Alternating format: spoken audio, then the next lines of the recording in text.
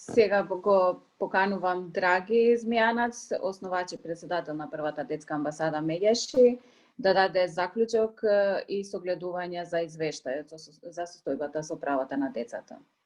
Повели, Драги. Ти благодарам, Фатмире. Благодарам и на присутните новинари. Јас нема да се фокусирам околу присуството на новинарите на оваа пресконференција. Веројатно за тоа може ќе имаме друг настан.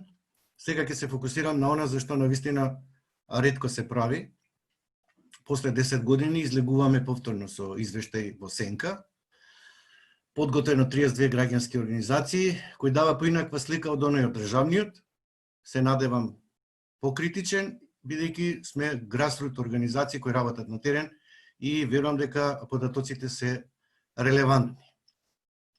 Во однос на граѓанските права и слободи, морам да нагласам дека се уште постојат деца кои не се регистрирани во матична книга на родените, така наречени деца фантоми, од кои повеќето се роми, но нивниот број точно не се знае, иако еднаш излезе Министерство за труд и социјална политика со некаква бројка од 330 деца, но знаете, сивата бројка може да оди 1:5, па и повеќе. Државата нема превземено мерки за елиминирање на практиката на тајно посвојување, што не е во согласност со Конвенцијата за правата на детето, имено ги штити родителите, условно кажано, кои под одредени околности се откажале од детето, што не значи дека не може да се предомислат, го третираат според Законот за семејство како тајност, а Конвенцијата предвидува детето се ги знае своите биолошки родители поради сплет на многу околности, вклучувајќи го и избегнувањето на инцест. Инаку пред да продолжам само да ви кажам дека овој извештај кажува дека состојбата со правата на децата иде во регрес, надолу, удолно, значи нема прогрес, освен во деинституционализацијата. И ова нека биде запишано како главна поента во однос на државата која се обврзала дека ќе ги спроведува во пракса сите членови од Конвенцијата за правата на детето кои му дефинираат на детето благосостојба и најдобар интерес. Средношколското организирање се уште не е законски регулирано, иако првата детска амбасада Меѓеши заедно со коалиција сега и Млад образовен форум достави до Министерството за образование и наука и до пратениците во минатиот мандат готово решение. Тоа се најде во фиоките во институциите на системот.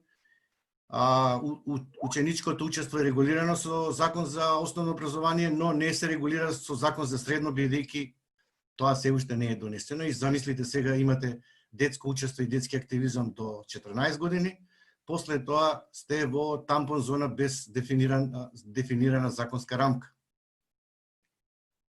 Децата не го уживаат целосно нивното право на мировно собирање. Дел од средношколците, учесници на протести во изминатиот период беа изложени на закани од страна на училишните раководства, како и обиди за партиско етикирање во пошироката јавност, на тој начин го шеки го граѓанскиот детски активизам, да го кренат гласот, силно да зборат за проблемите со кои секојдневно се соочуваат.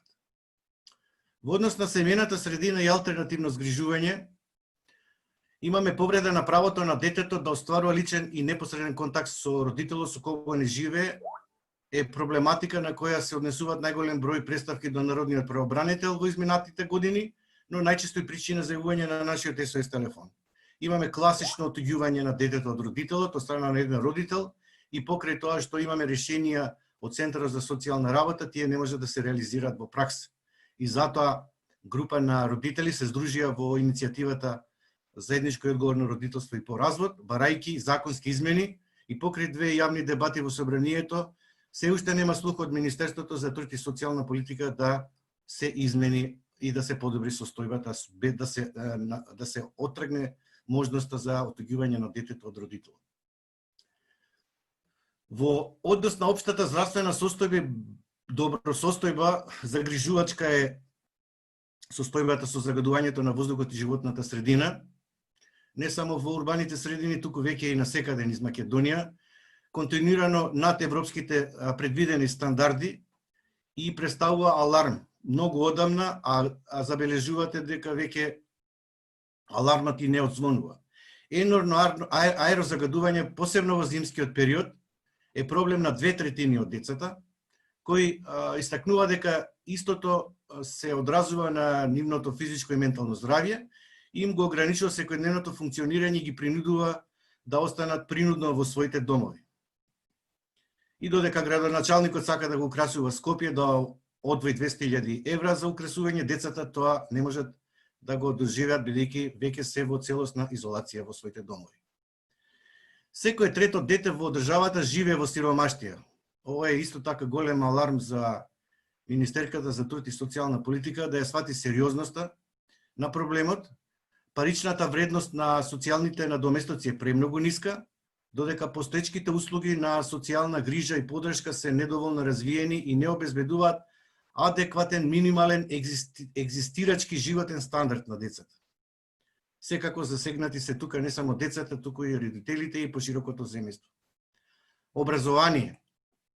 Пандемијата од COVID-19 значајно го отежна образовниот процес. Не сите ученици беа во можност да следат онлайн настава, поради немање технички уреди интернет и да добијат исто ниво на поддршка во домот. Декларативното залагање на Министерката за образованието дека е достапно и предвидено за секое дете, ги оневозможува најранливите категории да не можат да следат квалитетна онлайн настава.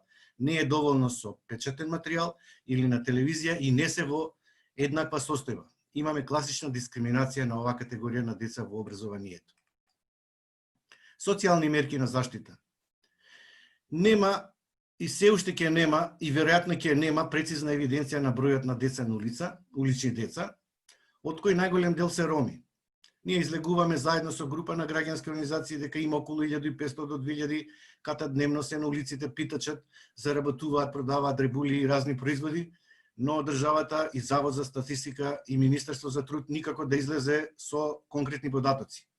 Работата на улица е најзастапена форма на злоупотреба на детскиот труд и тоа иде директно злоупотреба на детскиот труд заедно со неписменоста и сиромаштијата рака под рака, да имаме деца отргнати од образованието без никакви субвенции и бенефиции, децата да почнат навремено да стекнуваат други животни навики, да почнат во градинка да користат бесплатни услуги.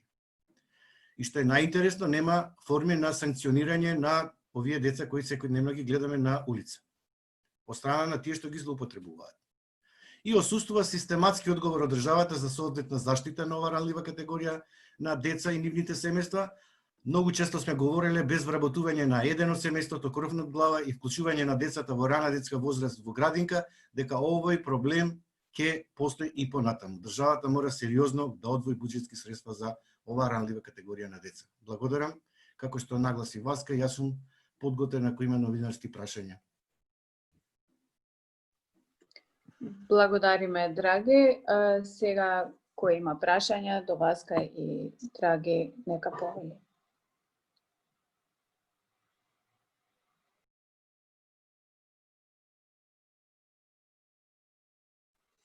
И сега што е проблемот, одма да продолжам, бидејќи немате прашање, еве јас ќе ви кажам. Сега откако ќе утврдиме состојбата, ќе доставиме извештај до Комитетот за правата на децата. Во контакт сме постојано со нив, еве денеска ќе им го пратиме прес-релисот на англиски и ќе пратиме линк од англиската верзија на алтернативниот извештај. И ќе се брани од страна на децата и од страна на коалицијата пред комитетот и ќе стигнат конкретни препораки до државата. Државата ќе биде понатаму нема и ќе биде соучесник со нефункционалноста на системот и непочитување на правата на децата елементарно. И ние после 10 години кој ќе доставиме нов извештај, ако повторно утврдиме дека состојбата иде во регрес и нема никакви подобрувања, се поставува прашање што треба да сториме за да се подобри состојбата. Дали во партнерството со медиумите и граѓанскиот сектор може да ја принуди државата да направи чекор напред и посериозно да ги третира правата на децата. На 20 ноември имавме бојкот од страна на медиумите, каде што не има возможија, односно узурпација од политичките структури за тој ден, не има возможија на децата да се слушне нивниот глас. Децата 6 месеци макотрпно работеа, го спрема извештајот и имаше медиумски молк. Ако забележувам и денеска има медиумски молк.